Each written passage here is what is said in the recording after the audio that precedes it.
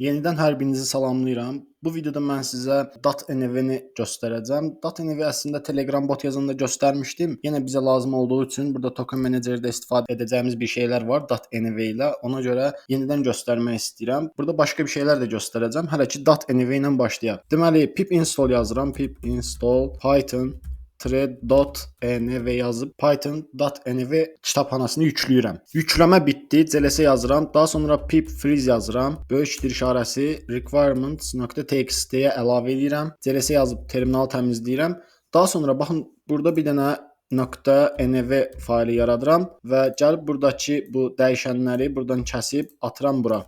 Bunlar burada qalsın. Bu bərabərdir, belə olsun. Algoritm. Tamam, belə qaldı, əla. İndi gəlib burada import elə operation sistemi, bir də from .env-dən import eləyirəm load.env-ni və burada gəlib yazıram load.env-ni bir dəfə çağırıram. Bundan sonra nə edəcəm? Expire date operation system.get env. Daha sonra burada nə yazmışdım? Secret, daha doğrusu expire date almalıyam burada. Kopyaladım. Secret key. Bir də algoritm. Bu şəkildə daxil edirəm. Daha sonra bunları biraz səliqəli vəziyyətə gətirək. Bu şəkildə sıralayıram. Sonra burada bunları tək sətirdə yaza bilərik. Başımızı qatmasın, uzun-uzadı görünməsin. Bu expire date'i sizə göstərmək üçün yazmışdım. Əslində bunu silirəm. İstifadə etməyəcəm. Ona görə istifadə etmirəmsə, gəlin elə birbaşa bunu da silək. Bizim özümüzün expire date'imiz olacaq. Datetime.now, yəni indiki vaxtın üzərinə həmin expire date'i əlavə edəcəm. O zaman datamız bu olacaq. Expire date lazım deyil, göndərmirəm. JWT token yaratmaq üçün də token menecerdən create JWT-ni çağırıram, print edirəm. Gəlin görə işləyirmi? Yazıram python utils içərisində token manager .python çalışdırıram. Xəta oldu. Burada deyir ki, datetime string göndərmişəm. Hardan göndərdim stringi? Baxaq görək. Burada yazmışam expire date, tamam mı? Nə görə string kimi gəlir? Çünki burada bunu 5 yazmışam. Gəlin bir dənə type edək. Yoxlayaq görək. Deyirəm print elə. Type expire date'i görək nə gəlir. Bundakı şərh sətrini alıram hələ ki. CLS yazdım. Yenidən çalışdırıram. Baxın string formada gəlir. Ona görə bunu çağırdım. OK. Bunu integer'a çevirək. Algoritm string olmalıdır. Gizli açarımız da string olmalıdır. Tamam, indi yoxlayaq. Baxın integer formada olur. Mən burada gəlib məsələn belə D hərfi də yazsam, o zaman xəta verəcək.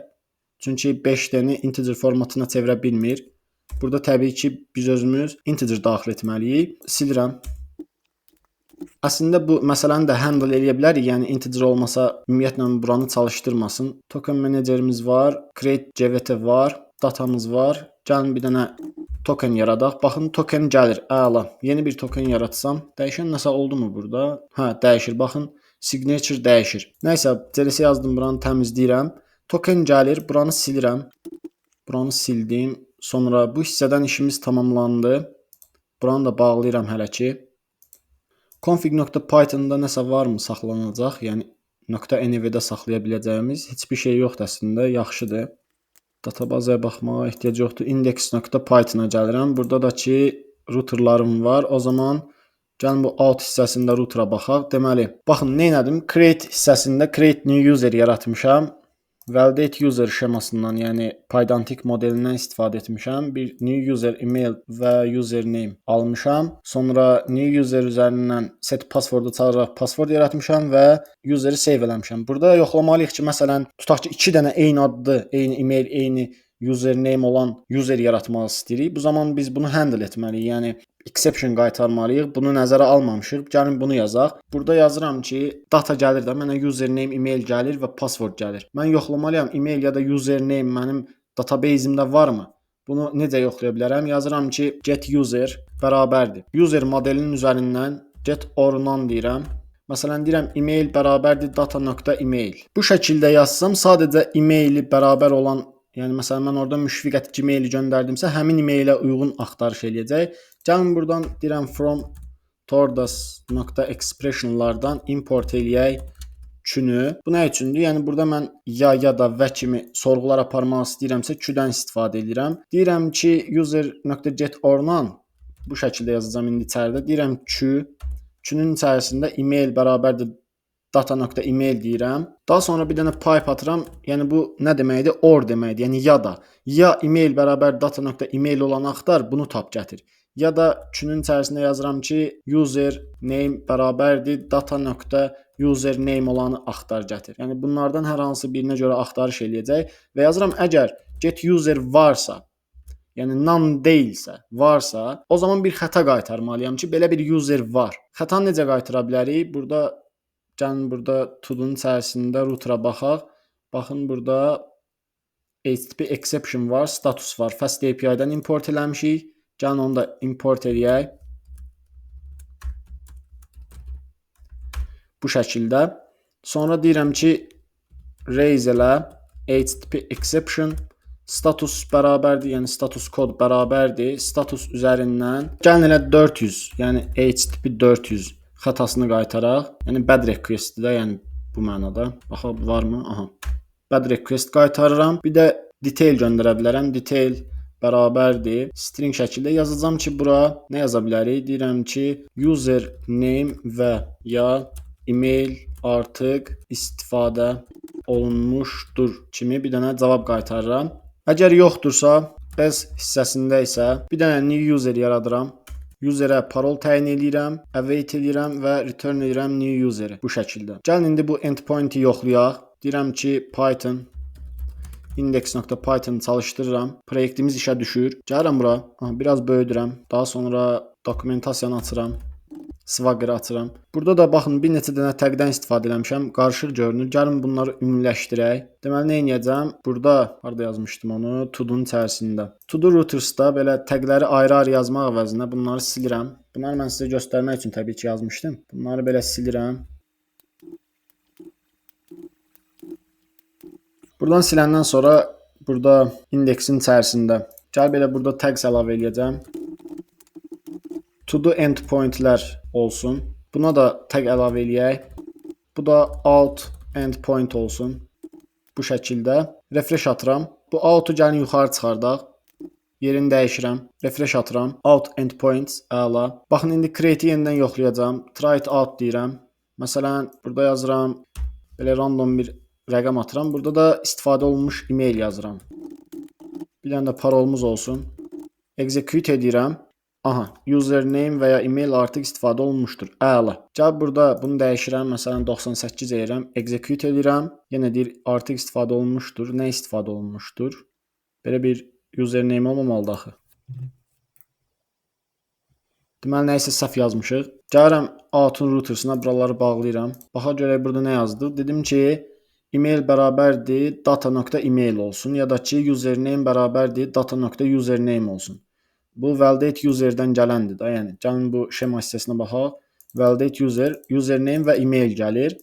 Mən də email və username'ə görə axtarış edirəm. Yaxşı, modelimə baxıram. Modelimdə nə var? Username də var, email də var. Tamammı?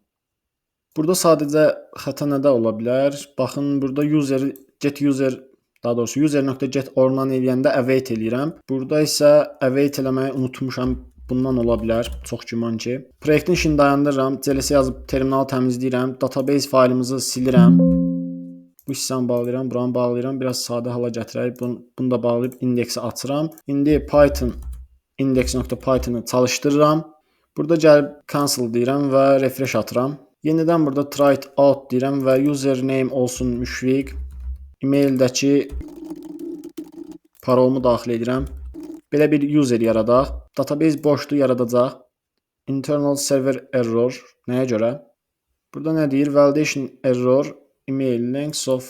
Bunun uzunluğu 20-dən böyükdür. Mən də modelimdə bunu 20 yazmışam, amma can dəyişək. Bunu 50 eləyək. Proyektin işini dayandırıram. Database'i siləcəm. Bunu silirəm. Yenidən çalışdırıram. Refresh atıram və burada gəlib try it out deyirəm. Yeni bir user yaradaq. Execute edirəm. Yenə server xətası aldıq. Emailin uzunluğunu dəyişdik. Gəlin bura baxaq. Users'də email var. Tamam. Modelimə baxıram. Modeldə də modeldə də username-in uzunluğunu dəyişmişəm. Bunu gəlin e-maildə dəyişək. Refresh atıram, yenidən yoxlayaq. Execute edirəm. Bu şəkildə ID-miz 1, bir dənə e-mailimiz oldu.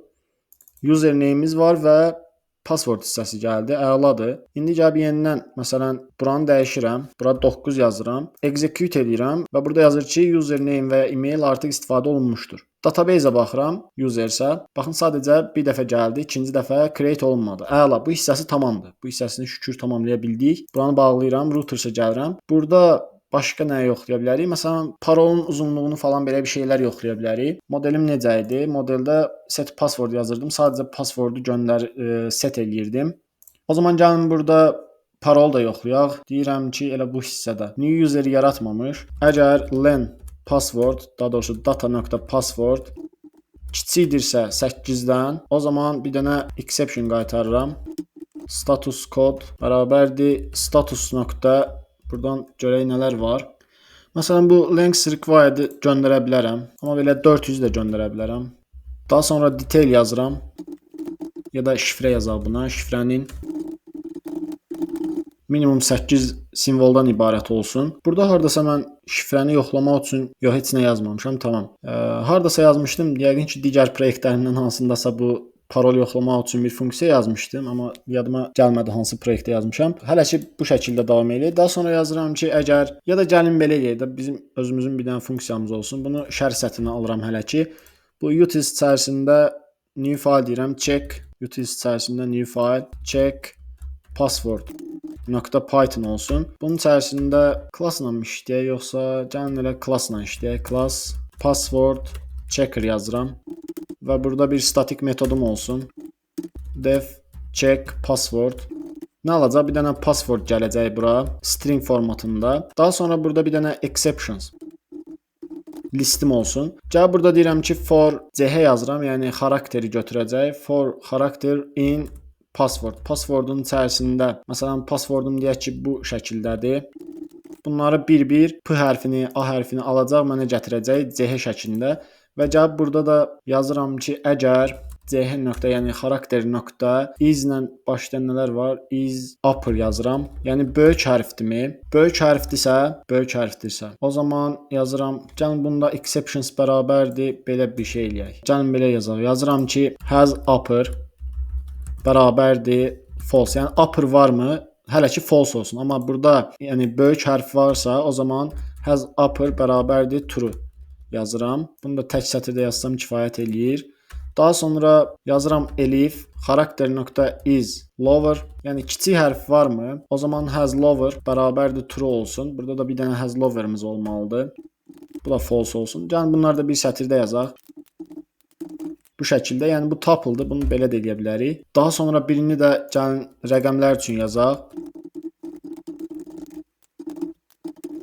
Bu şəkildə bunları yazdım. Daha sonra gəlib deyirəm ki, bu exceptions'ı da bağlayıram. Silirəm daha doğrusu, yəni lazım deyil. İndi gəlib burada yazıram ki, əgər all metodundan istifadə edəcəm, built-in metodlardan all metodu nə idi? Bütün dəyərlər true olarsa true qaytarırdı. Bunun içərisinə də bir dənə list verməliyəm bu şəkildə. Yazıram has upper, has lower. Bir dənə də has digit yazıram.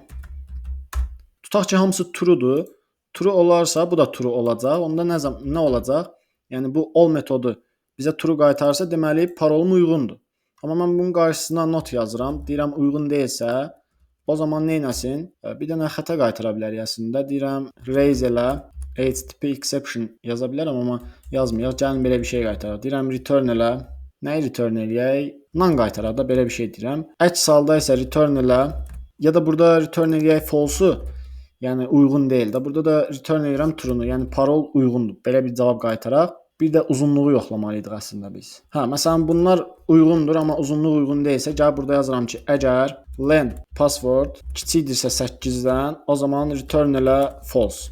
Da səbəbini göndərmirəm buradan. Yəni password checker-la sadəcə nə edirəm? Parol uyğundur yoxsa deyil, onu yoxlayıram. Gəl indi bundan istifadə eləyək. Gəl burada import edirəm. Deyirəm from utils içərisindən check passworddan import edirəm password checker-ı və burada da gəlib yazıram ki, check password bərabərdir. Password checker üzərindən check passwordu çağırıram və bura data.passwordu göndərirəm. Bu mənə true qaytarsa, ya da ki gəlin belə deyirəm, əgər check password belə olsa true olur. Mən bunun qarşısına not yazsam, yəni check password true deyilsə, false-dursa, gəlin bir dənə exception qaytaraq. Deyirəm raise HTTP exception status code bərabərdir HTTP, daha doğrusu status.http 400 qaytara bilərik və burada da detail yazıram ki, bərabərdir şifrə minimum 8 simvoldan.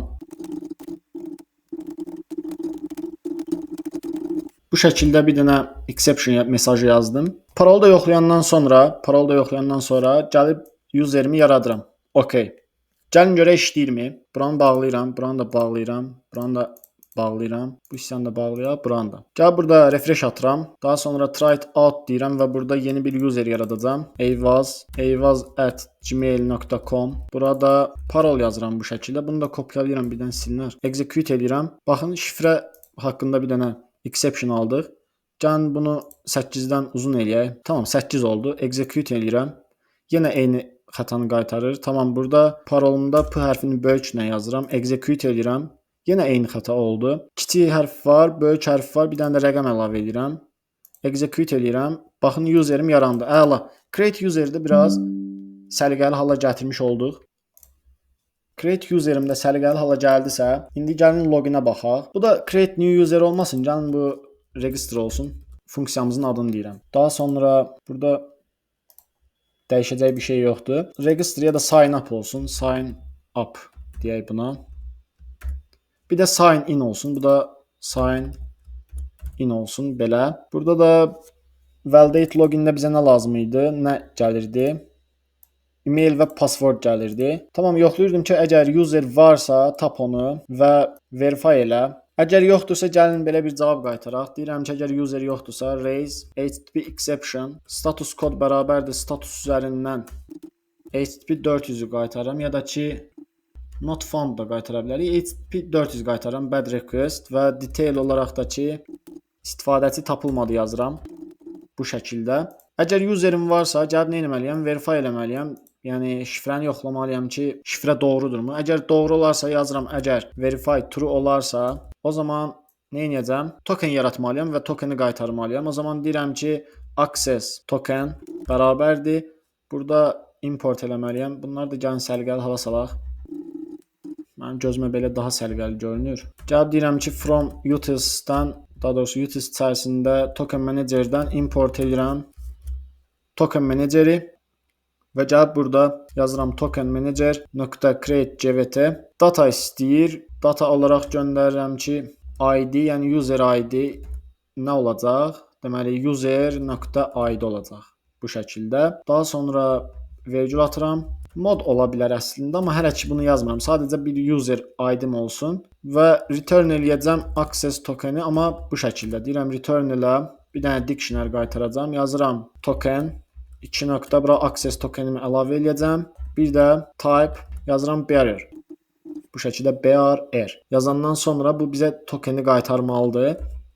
Əgər verify olunmadısa, yəni şifrəm səhvdirsə, o zaman raise eləyirəm.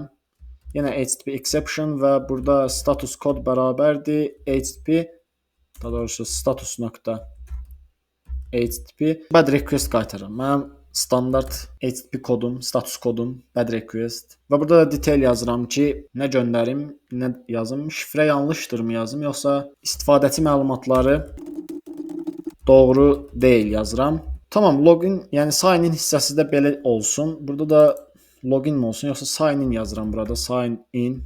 Bunun sonuna slash artırmıram. Hətta bu create-in də hissəsinə, yəni create hissəsində də sonuna slash artırmıram. Nəyə görə? Çünki bunun alt bir hissəsi yoxdur. Yəni belə qalsın. Login hissəsi də tamamdır. Tokeni də qaytarıram. Gəlin görək işləyirmi? Burada deməli create hissəsində cancel deyirəm. Buranı bağlayıram. Login hissəsində bir dənə refresh ataq gəlin. Aha, sign in hissəsində.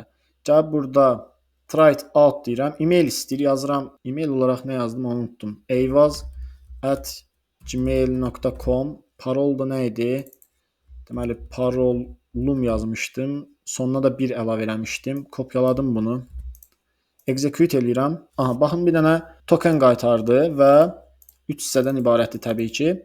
Bir də burada type qaytardı ki, yəni type-ı nədir? Bearer token. Daha sonra login hissəmiz tamamdır. Login hissəmiz tamamdır. Cancel deyirəm. Yəni mənə bir token qaytarır. Bundan sonra nə eləyəsiz onu deyim sizə. Deməli to do endpointlərdə bütün endpointlərimə nə verməliyəm? Tokenlə müraciət etməliyəm ki, yəni bu user login olubmu? Login olubsa məsələn bu to do itemları görsün və hər kəsin öz to do item olmalıdır. Məsələn bu to do item listində, yəni bu listdə olan execute eləyirəm. İndi yoxdur. Məsələn mən bunu görürəm. Əslində bu hal-hazırda yəni bütün user tərəfindən görünür, amma mən elə etməliyəm ki, məsələn mənim özümün to do itemlarım olmalıdır. Yəni baxın burada to do modelimə gəlirəm. Burada ID var, description var, is active var, bir də user olmalıdır. Yəni bu to do hansı userindir, onu saxlamalıyam. Bu növbəti videoma qalsın. Burada mən sizə nə göstərdim? .env kitabxanasından istifadə etməyi göstərdim. Üstəgəl burada yəni sign up və sign in üçün endpointlərimizi biraz daha səliqəli vəziyyətə gətirməyə göstərdim. Ümid edirəm ki, bir şeylər qata bildim sizə. Bu video bu qədər olsun. Növbəti videoda sizi gözləyirəm. Kanala dəstək olmağı unutmasanız sevinərəm.